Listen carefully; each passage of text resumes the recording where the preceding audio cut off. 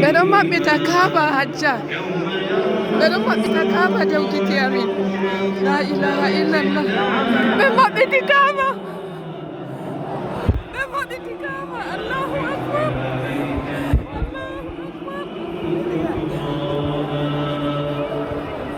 ɓe maɓɓiti kaaba. La ilaha illallah. ɓe maɓɓiti kaaba,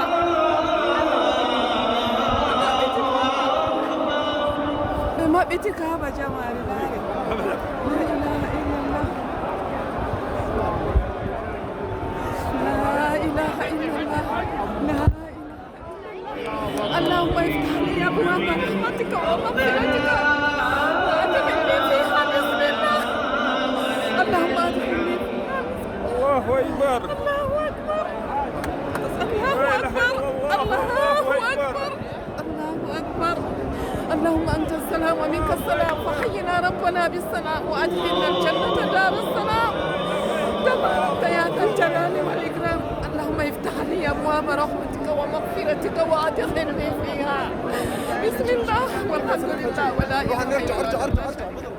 له الملك وله الحمد ولا كل شيء قدير. اللهم أنت اللهم افتح لي، اللهم افتح لي أبواب رحمتك ومغفرتك.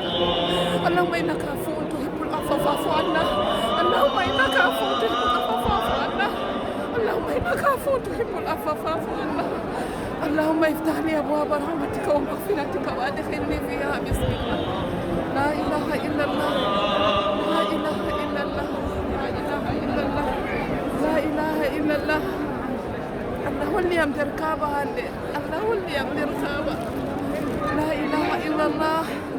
الله نستل إلى الجنة. الله اللهم افتح لي أبواب رحمتك. لا إله إلا الله.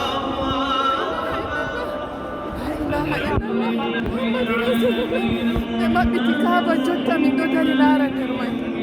La ilaha illallah.